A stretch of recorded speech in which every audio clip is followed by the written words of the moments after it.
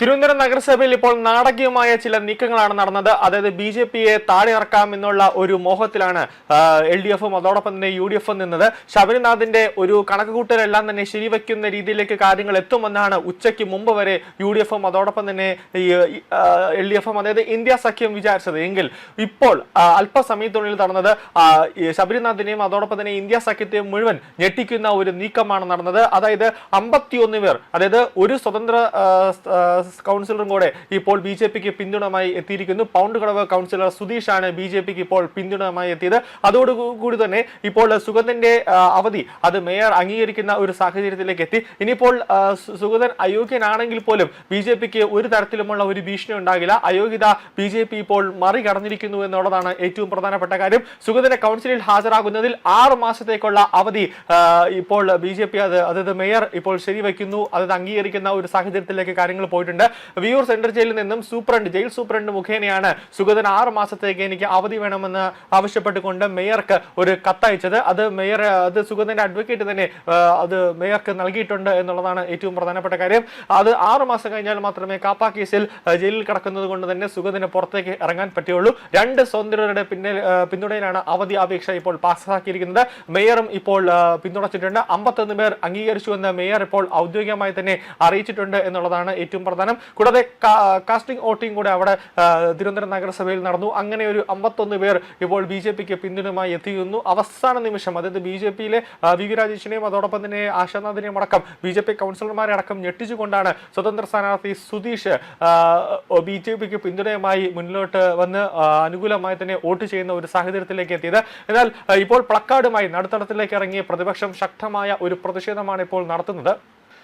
സുഗതന്റെ അവധി അപേക്ഷ ഇന്നത്തെ കൗൺസിൽ യോഗത്തിലാണ് മേയർ അംഗീകരിച്ചത്. കൗൺസിൽ അപേക്ഷ അതായത് അവധി അപേക്ഷ അംഗീകരിക്കാൻ അധികാരമുണ്ടെങ്കിലും തുടർന്നുള്ള പരാതികളിൽ സംസ്ഥാന തെരഞ്ഞെടുപ്പ് കമ്മീഷന്റെ തീരുമാനമാണ് ഇനി അതീവ നിർണായകമാകാൻ പോകുന്നത്. ഇപ്പോൾ അല്പസമയത്തിനുള്ളിൽ ശബരിനാഥും അതോടൊപ്പം തന്നെ LDF-ലെ കൗൺസിലർ ദീപക് അടക്കം പറഞ്ഞത് നഗരസഭാ സെക്രട്ടറിയുടെ അടുത്ത് നമ്മൾ നഗരസഭാ സെക്രട്ടറിയുടെ ചേംബറിലേക്ക് പോകുന്നു, അതിനുശേഷം അവർക്കൊരു പരാതി നൽകും.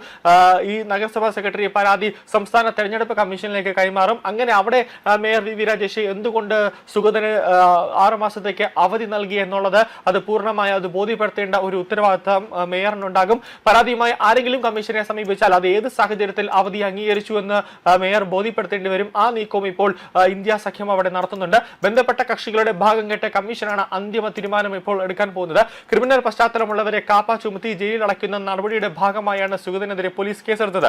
ഒരു ജനപ്രതിനിധി ഇത്തരം കേസിൽ ഉൾപ്പെട്ട് ജയിലിലാകുന്നത് കോർപ്പറേഷന്റെ ചരിത്രത്തിൽ തന്നെ അപൂർവ സംഭവമായതിനാൽ വിഷയം രാഷ്ട്രീയം ആയുധമാക്കിക്കൊണ്ട് നിൽക്കാനാണ് ഇപ്പോൾ ഇന്ത്യ സഖ്യം ശ്രമിക്കുന്നത്. കാരണം വലിയ രീതിയിലുള്ള ഓരോ നീക്കങ്ങൾ അതായത് ഏത് വിധേനയും എന്തെങ്കിലുമൊക്കെ നിയമങ്ങൾ ഉപയോഗിച്ചുകൊണ്ട് ഈ തിരുവനന്തപുരം നഗരസഭയിൽ നിന്ന് ബി.ജെ.പിയെ പുറത്ത് ചാടിക്കുക എന്നുള്ള ഒരു നീക്കമാണ് നടത്തുന്നത്. കാരണം ഈ ബി.ജെ.പി തിരുവനന്തപുരം നഗരസഭയിൽ ഭരിക്കാൻ എത്തിയത് മുതൽ ഈ ഏറ്റവും കൂടുതൽ കഷ്ടകാലം തുടങ്ങിയത് LDF-നാണ്. കാരണം ഈ പാളയം മാർക്കറ്റ് അടക്കം ബി.ജെ.പി അവിടെ വൃത്തിയാക്കുന്ന ഒരു സാഹചര്യമുണ്ടായി. അതായത് അവിടെ ഈ ഗുണ്ടാപ്പിരിവടക്കം ബി.ജെ.പി അവിടെ നിർത്തലാക്കുന്ന ഒരു സാഹചര്യം ഉണ്ടാകുന്നു. കൂടാതെ അനധികൃതമായി പാളയം ഏരിയയിൽ മുഴുവനും അനധികൃതമായി കച്ചവടം നടത്തിയത് മുഴുവനും അവിടെ നഗരസഭ നിരോധിക്കുന്ന ഒരു സാഹചര്യത്തിലേക്ക് എത്തി. കൂടാതെ ഈ നഗരത്തിലടക്കം രാത്രികാലങ്ങളിൽ പ്രവർത്തിക്കുന്ന തട്ടുകടകൾ അവിടെ നിന്നൊക്കെ വലിയ രീതിയിലുള്ള ഒരു മാസപ്പിരിവ് ഈ ഇടതുപക്ഷ നേതാക്കൾക്ക് കിട്ടുമായിരുന്നു. അതെല്ലാം അവിടെ ബി.ജെ.പി തടയിടുന്ന അല്ലെങ്കിൽ പൂട്ടിയിടുന്ന ഒരു സാഹചര്യത്തിലേക്ക് എത്തിയതോടുകൂടി പണി എടുക്കാതെ പണം ഉണ്ടാക്കിക്കൊണ്ടിരിക്കുന്ന ആ ഒരു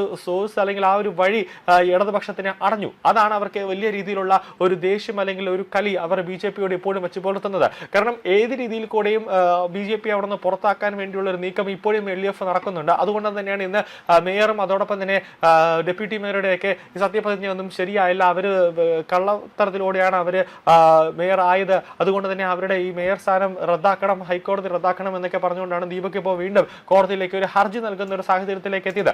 അപ്പോൾ എന്തായാലും ബി.ജെ.പിക്ക് ഇന്ന് അപ്രതീക്ഷിതമായ ഒരു ട്വിസ്റ്റ് ആണ് തിരുവനന്തപുരം നഗരസഭയിൽ സംഭവിച്ചിട്ടുള്ളത്. അതായത് അവർ വിചാരിക്കാത്ത രീതിയിൽ ഒരു സ്വതന്ത്ര കൗൺസിൽ പൗണ്ട് കടവ് കൗൺസിലർ സുധീഷ് ബി.ജെ.പിക്ക് പിന്തുണയുമായി എത്തുന്ന ഒരു സാഹചര്യത്തിലേക്ക് എത്തിയതോടുകൂടി ഇനിയിപ്പോൾ സുഗതൻ അയോഗ്യനാണ് എന്ന് പറഞ്ഞാലും ഇനിയിപ്പോൾ അത് സുഗതൻ ഇനിയിപ്പോൾ അവിടെ ഒരു ഉപതെരഞ്ഞെടുപ്പ് ഇനിയിപ്പോൾ വയോട്ടുകോണത്തൊരു ഉപതെരഞ്ഞെടുപ്പ് വന്നാൽ പോലും ബി.ജെ.പിക്ക് ഒരു പ്രശ്നവുമില്ലാത്ത രീതിയിലേക്ക് കാര്യങ്ങൾ പോകും എന്നുള്ളതാണ് ഏറ്റവും പ്രധാനപ്പെട്ട ഒരു കാര്യം. കാരണം 51 അംഗ ബലം ബി.ജെ.പിക്ക് ഉണ്ട്. അതായത് അയോഗ്യത പൂർണ്ണമായി തന്നെ ബി.ജെ.പി മറികടന്നിരിക്കുന്നു. ഇനിയിപ്പോൾ ബി.ജെ.പി 5 വർഷം ഏറെ നേരത്തെ പറഞ്ഞതുപോലെ ബി.ജെ.പി തന്നെയായിരിക്കും തിരുവനന്തപുരം നഗരസഭ ഭരിക്കുക എന്ന രീതിയിലേക്ക് കാര്യങ്ങൾ എത്തി നിൽക്കുകയാണ്.